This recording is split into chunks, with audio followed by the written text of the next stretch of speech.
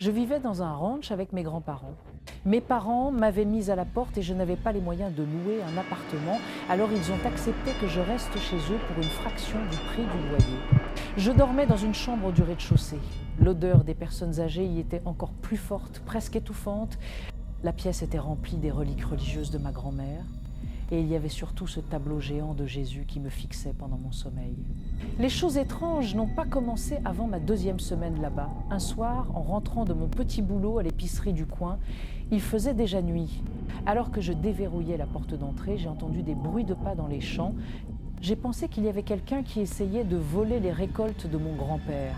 Je me suis approchée discrètement, en évitant de marcher sur des feuilles mortes. Et oui, il y avait bien quelqu'un, mais il rampait à 4 pattes, comme un animal. Je suis vite rentrée réveiller mon grand-père. Il est sorti en hurlant comme un fou, son fusil à la main. « Si je te revois ici, je t'éclate la cervelle ». Ça aurait dû suffire pour faire fuir n'importe qui, mais la nuit suivante, ce fut pire. Je me suis réveillée en entendant des rires sous ma fenêtre. Il y avait un homme qui me regardait depuis l'extérieur. Quand je me suis redressée dans mon lit, il a reculé et s'est éloigné. J'ai encore prévenu mon grand-père. Il était furieux. Il a pris son fusil et cette fois, je l'ai suivi. Mais quand il a ouvert la porte, quelque chose a attrapé sa jambe et l'a fait tomber au sol. J'ai sauté sur l'intrus et je l'ai maîtrisé facilement. Il était déjà accroupi. Mon grand-père s'est relevé, a braqué son fusil sur lui pendant que j'appelais le shérif. Et puis, un hurlement. C'était mon grand-père. Un 2e homme venait d'apparaître. Il l'avait frappé en plein visage avant de s'enfuir.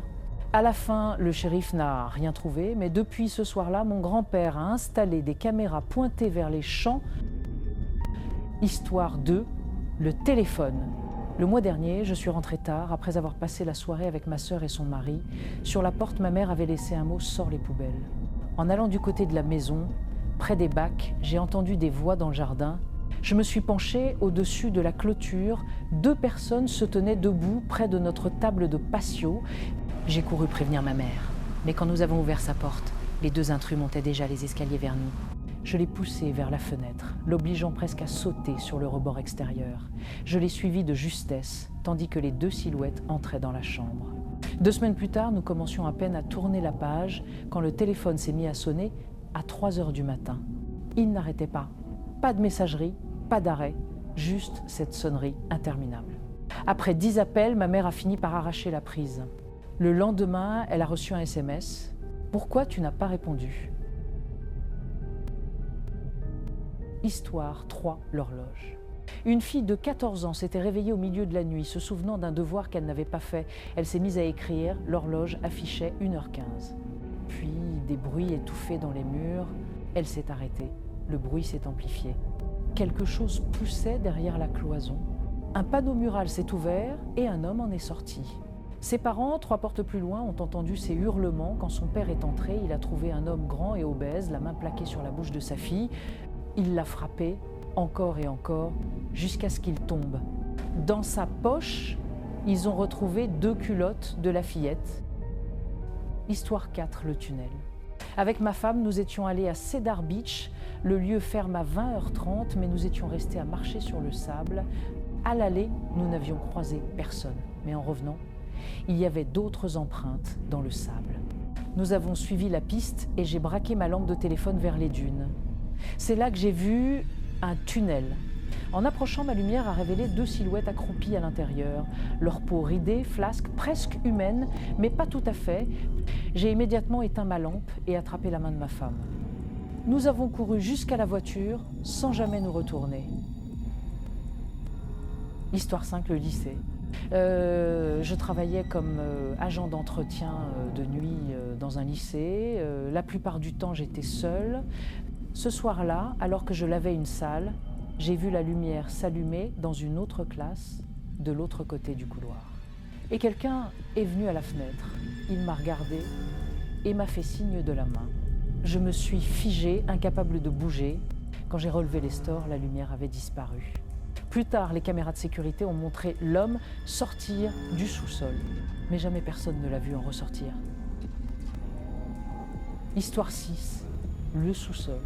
Quand j'avais 17 ans, je travaillais comme homme de ménage pour économiser afin d'aller à l'université. Mon client principal s'appelait Jeffrey. Je ne le voyais presque jamais, à part quelques fois quand il rentrait plus tôt. Il avait une règle stricte, ne jamais entrer dans son sous-sol. Une pancarte énorme était clouée sur la porte. Je respectais, du moins au début, mais la curiosité a fini par l'emporter.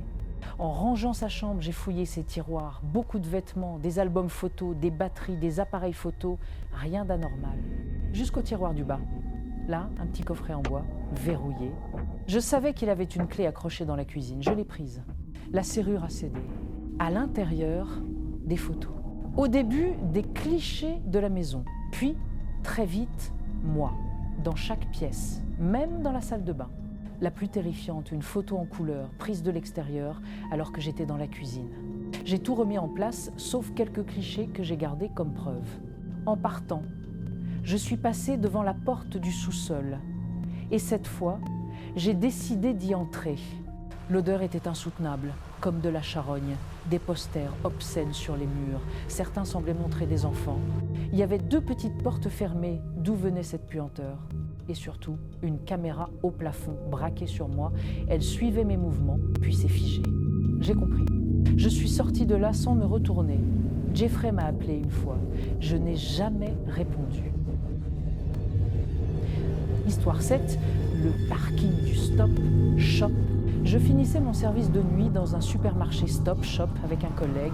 Nous sortions quand un vieux pick-up noir s'est arrêté devant nous. Un homme au volant, moustache, casquette, cigarette au coin des lèvres.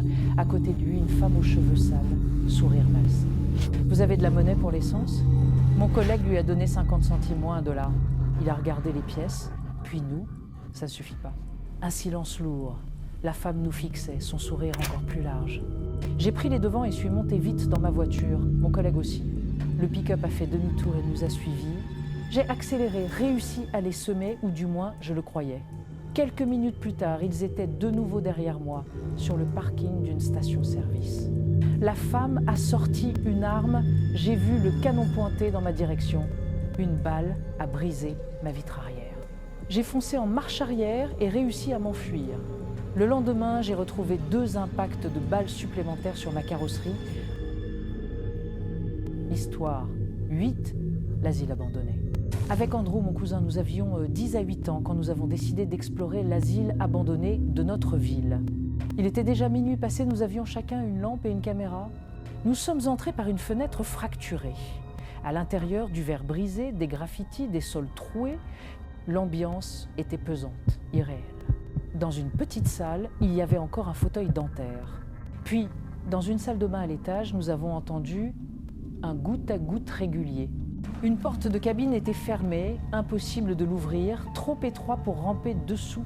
Nous avons quitté la pièce en vitesse. Un escalier menait au sous-sol, bien sûr, nous y sommes descendus. Dans les couloirs sombres, nous avons trouvé un panneau d'affichage avec des photos jaunies. C'est alors qu'un bruit métallique a retenti au loin. J'ai pointé ma lampe et j'ai vu une tête qui disparaissait derrière un mur. Andrew a hurlé, nous avons couru. Dans l'escalier, derrière nous, des pas résonnaient, quelqu'un nous suivait. Nous avons bondi par la fenêtre d'où nous étions entrés. À l'intérieur, une porte venait de claquer. Nous n'avons jamais remis les pieds là-bas. Histoire 9, le faux sous-sol. Un jeune couple venait d'emménager. Leur maison n'avait pas de sous-sol, mais la nuit, des bruits venaient de sous le plancher. Comme si quelqu'un bougeait des meubles. Le matin, des portes s'ouvraient toutes seules, celle du placard de la femme, toujours entr'ouverte. Une nuit, ils sont restés éveillés. Vers 2 heures, ils ont entendu un craquement. Le placard s'est ouvert. Derrière, une trappe, avec une échelle menant sous la maison. Le mari a pris une machette et est descendu. Il a trouvé une pièce, un lit, une chaise, des jouets d'enfants, et puis un cri venant de l'étage. Sa femme hurlait. Il a grimpé l'échelle et a vu un homme fou enfonçant la porte de leur chambre. Quand il a vu la machette, il a pris la fuite.